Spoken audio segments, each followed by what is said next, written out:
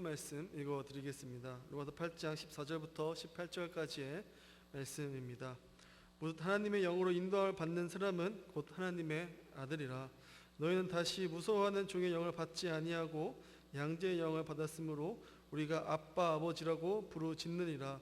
성령이 친히 우리 영과 더불어 우리가 하나님의 자녀인 것을 증언하시나니 자녀이면 또한 상속자 곧 하나님의 상속자요 그리스도와 함께한 상속자니 우리가 그와 함께 영광을 받기 위하여 고난도 함께 받아야 할 것이니라.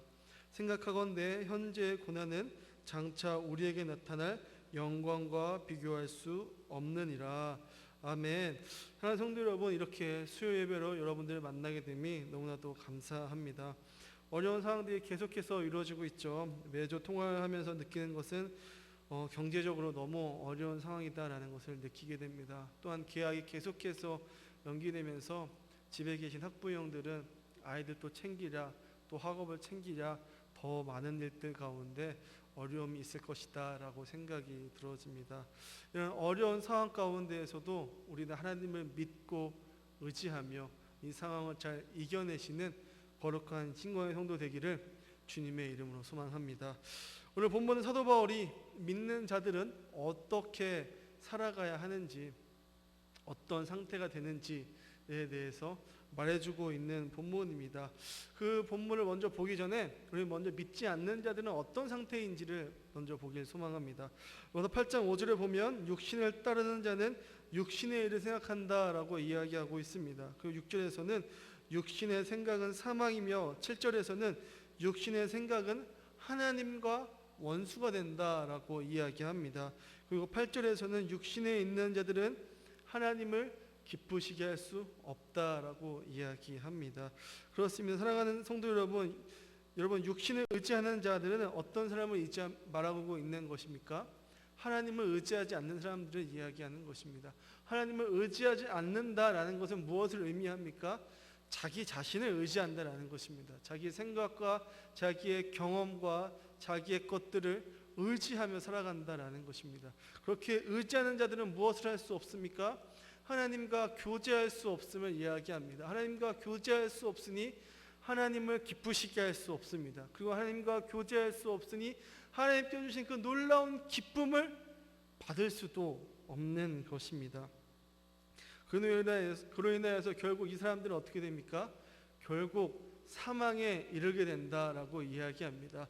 즉 육신을 따르는 자, 하나님을 믿지 않는 자들은 그래요, 이 세상 가운데에서 부귀영화를 누릴 수 있을지언정, 자기의 욕심을 채울 수 있을지언정 결국 그 끝은 사망에 이른다라고 성경은 이야기하고 있습니다. 그렇다면 믿는 자의 삶은 어떠한 삶을 살아가는 것일까요? 오늘 보면 14절에 보면 모두 하나님의 영으로 인도를 받는 사람은 곧 하나님의 아들이라 라고 이야기하고 있습니다. 여러분, 하나님의 사람들은 누구를 의지합니까?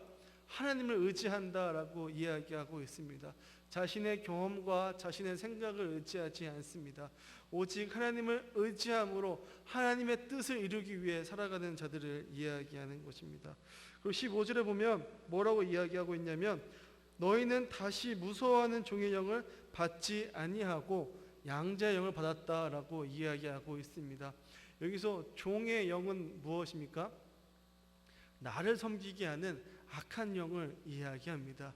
이 종의 영 가운데 들어가게 되면 이제는 하나님을 의지하지 않고 자기 자신을 의지하게 됩니다. 우상을 섬기게 됩니다. 여러분, 우상을 왜 섬깁니까? 우상을 섬기는 그 근본적인 이유는 무엇입니까? 그 우상을 이용해서 누가 잘 되길 원합니까? 내가 잘 되길 원한다라는 것입니다. 내가 잘 되고 내가 성공하기 위해서 많은 사람들이 택하는 것이 무엇입니까? 우상이다라는 것이죠. 여러분, 그래서 그 종의 영 가운데 있는 자들은 자신의 성공과 자신의 욕심을 위해서 살아가는 자들을 이야기합니다. 그 자신의 것들을 채우기 위해서 자기 삶의 중심이 나인 삶을 살아가게 됩니다. 결국 그들은 어떻게 됩니까?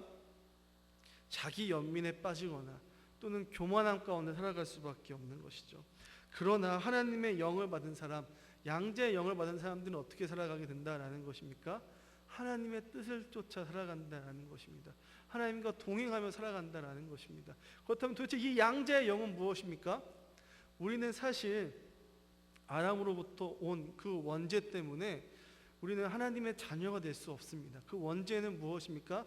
내가 높아지고자 하는 그 마음, 내가 신이 되고자 하는 그 마음에서 벗어날 수 없는 연약한 죄인입니다. 그런데 이 죄를 지을 수밖에 없는 우리의 삶 가운데 누가 찾아오십니까? 예수 그리스도께서 찾아오신 것입니다.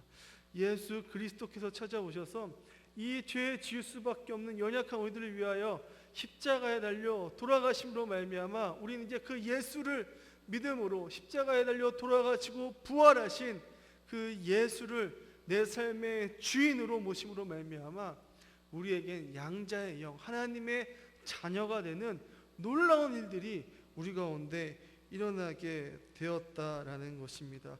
그리고 그 하나님의 영을 받았다는 그 증거를 우리는 16절에 이렇게 이야기하고 있습니다. 성령의 친히 우리의 영과 더불어 우리가 하나님의 자녀인 것을 증언하니라고 이야기하고 있습니다. 즉 성령께서 우리가 하나님을 믿는다라는 그 사실, 우리가 하나님의 자녀가 되었다라는 그 놀라운 사실을 증언하신다라고 이야기하고 있는 것이죠. 그러므로 우리 안에 성령의 인도함을 받는 사람, 하나님을 의지하는 삶을 살아가는 사람은 그 삶을 통하여 무엇이 드러나게 되는 것입니까? 우리가 하나님의 자녀다라는 그 놀라운 사실이 드러나게 된다라는 것입니다. 그런데 문제는 어디 있냐면 17절에 있습니다. 17절에 자녀이기 때문에 그리스도와 함께 하나님의 나라를 상속받지만 그와 함께 영광을 받기 위하여 고난도 함께 받아야 한다라고 이야기하고 있습니다. 여러분 그렇습니다. 우리는 하나님의 나라를 상속받는 하나님 나라의 시민이 되었습니다. 하나님의 자녀가 되었습니다. 그러나 예수 그리스도께서 이 땅 가운데 고난과 핍박받으셨으므로 우리 또한 고난 받아야 될 의무가 있다라는 것입니다. 여기서 우리가 받는 성경에서 말하는 그 고난은 무엇입니까? 믿는 자로서 받는 고난입니다. 2000년 전 예수를 믿는 사람들은 고난을 받을 수밖에 없었습니다. 왜 그렇습니까? 로마 정부의 탄압 때문에 그렇습니다. 그렇다면 로마 사람들은, 로마 정부는 왜 그리스도인들을 계속해서 탄압하고 억압하였습니까? 그들이 황제를 섬기지 않았기 때문입니다. 그때 당시에 황제들은 내가 신이다, 내가 신의 아들이다, 내가 신의 대리인이다, 그러면 나에게 절을 해야 된다라고 이야기했습니다.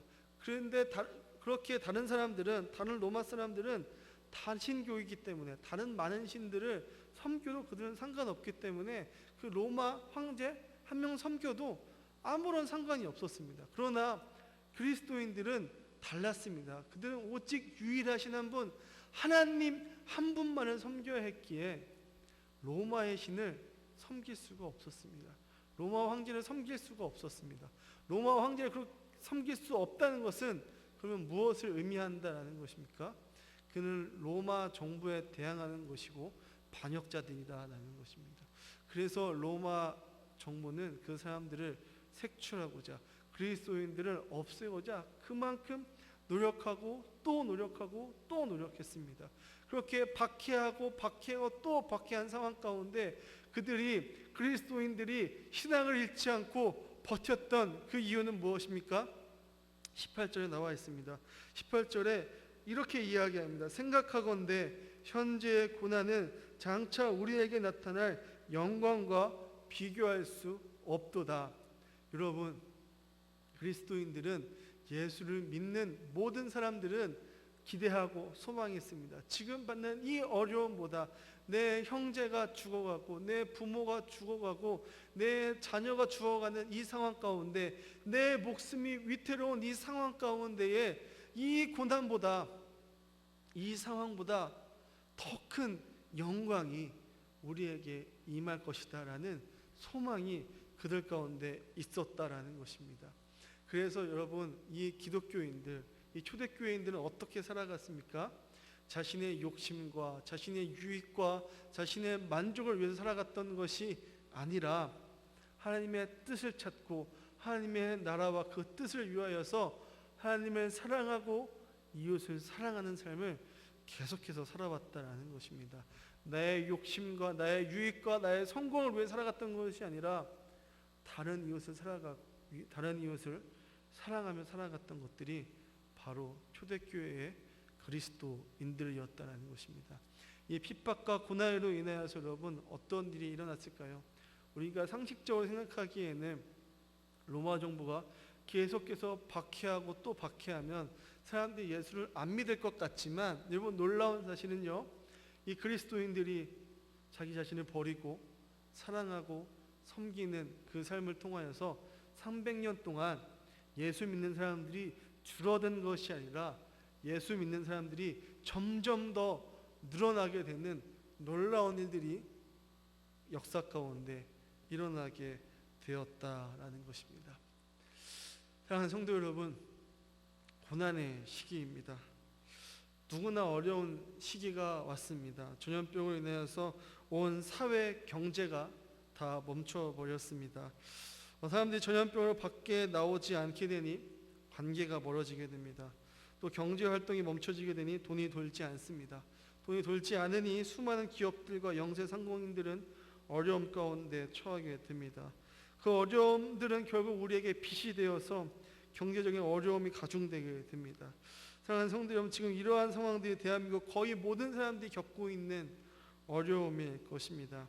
뿐만 아니라 우리 기독교인들은 또 다른 어려움 가운데 처하게 되었습니다. 이단인 신천지로 인해서 코로나 바이러스가 급속도로 퍼지게 되었습니다. 그렇게 전 국민의 표적이 신천지가 되었습니다. 그런데 그 표적이 이제는 어디로 향해 가고 있습니까? 교회로 향해 오고 있습니다.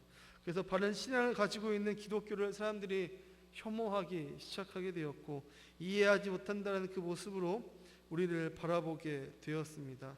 참으로 안타까운 현실일 수밖에 없습니다.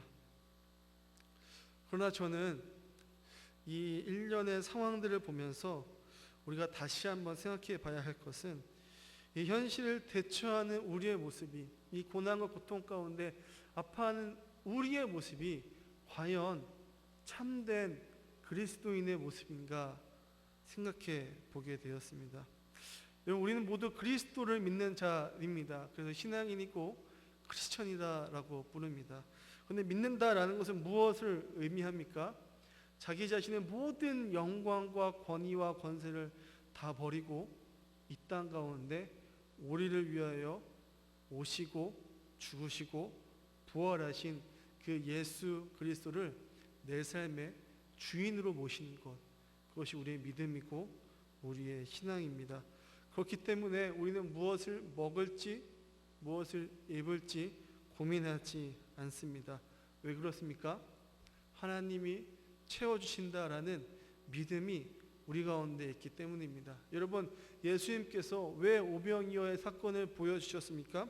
수많은 이유들이 있겠지만 그 중에 한 가지 이유는 먹을 것 때문에 고민하고 어려워하는 이들을 향하여서 아니 더 이상 고민할 것이 아니기 때문에, 그것은 하나님께서 이미 채워주실 수 있는 일이기 때문에 정말 아무것도 아닌 일이다라는 것을 예수 그리스도께서 보여주시기 위하여서 오병이어의 사건을 보여주셨습니다. 그리고 성경을 통해서 우리 또한 그 사건을 알게 하셨습니다. 무엇입니까? 하나님께서는 이미 우리가 예수님을 믿는 그 순간부터 우리를 책임져 주시고 우리와 함께 하신다라고 말씀하시고 약속해 주셨습니다. 그러므로 여러분, 우리가 생각해야 될 고난은 무엇입니까? 우리가 아파하고 또 고민해야 되고 우리가 고난이다라고 여겨야 될 것은 무엇입니까? 내 삶의 어려움, 내 삶의 아픔, 내 삶의 고난이 아니라 하나님 나라에 대한 생각들, 내 이웃에 대한 고난들, 내 이웃에 대한 고통들로 인해서 우리는 고민하고 고통스러워하고 아파해야 하는 것이죠.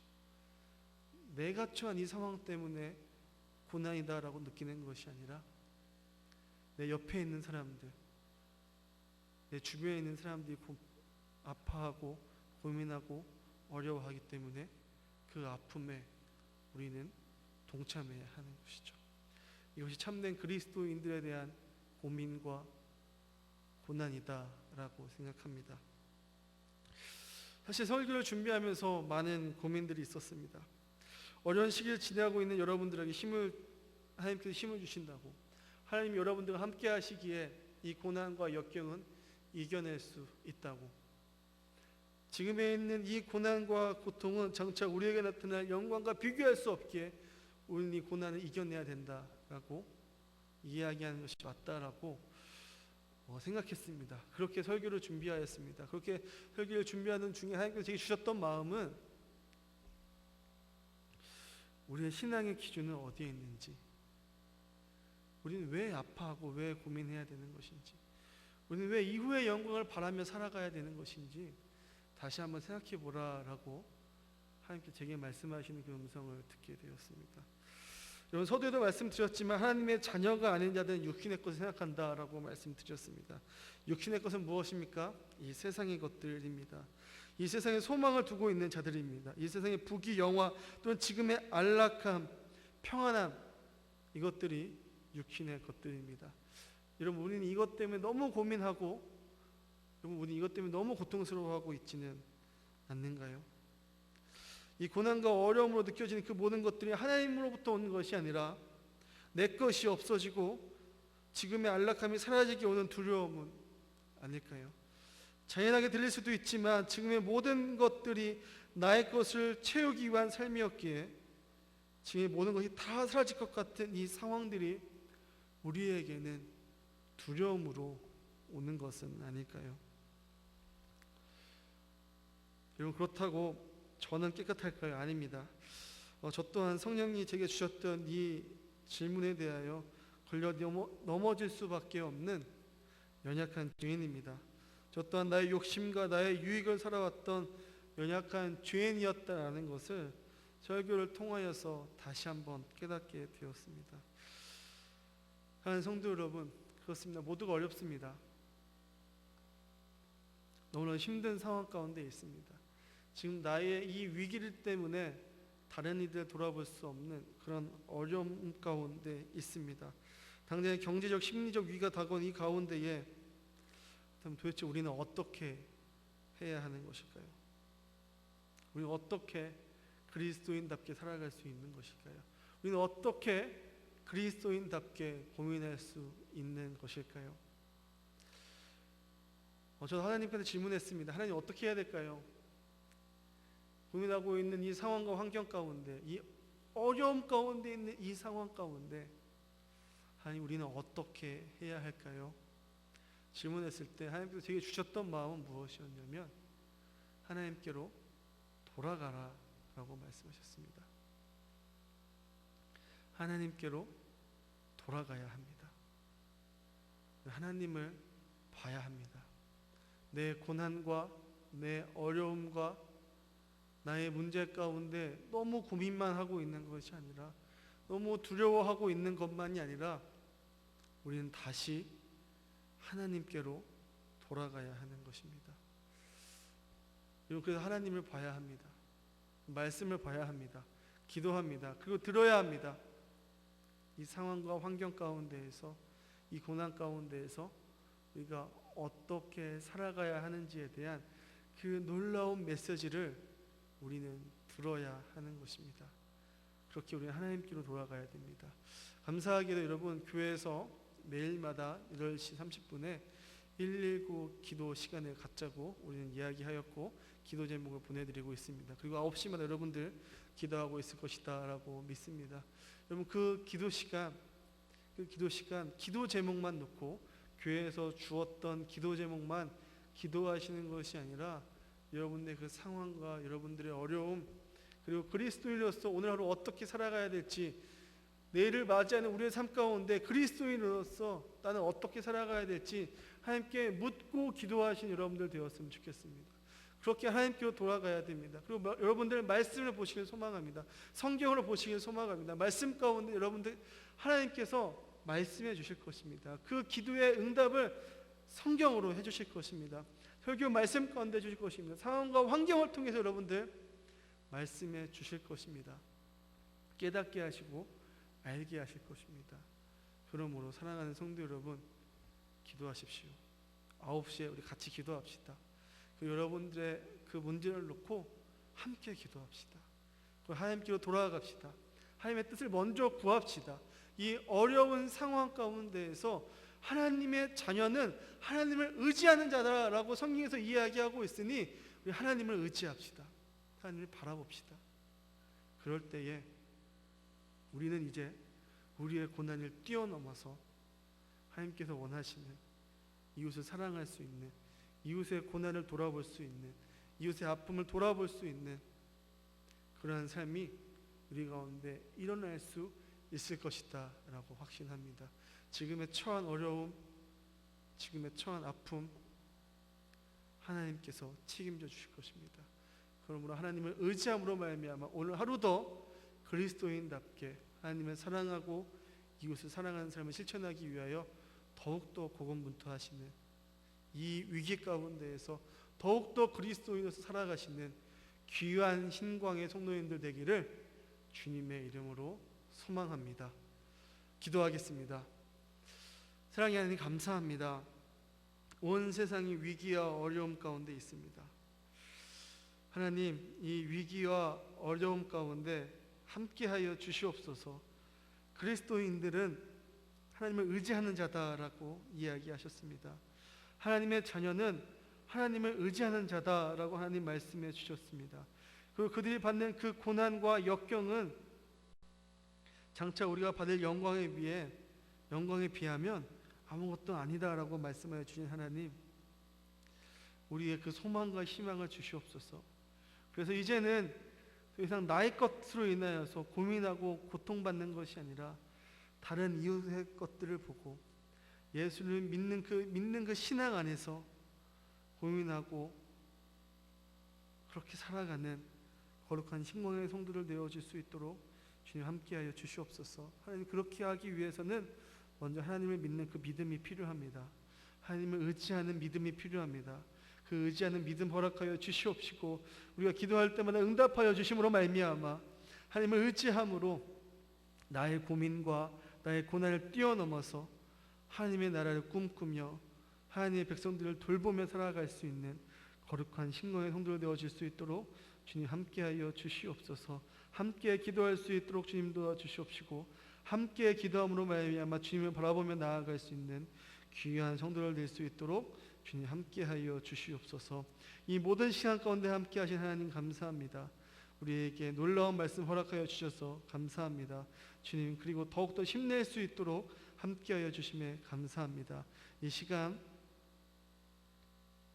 하나님께 더 가까이 나아가는 거룩한 시간 되어질 수 있도록 이 고난의 시간 가운데 연단될 수 있도록 함께하여 주시옵소서. 함께하신 하나님께 감사드리며 예수님의 이름으로 기도드렸습니다. 아멘.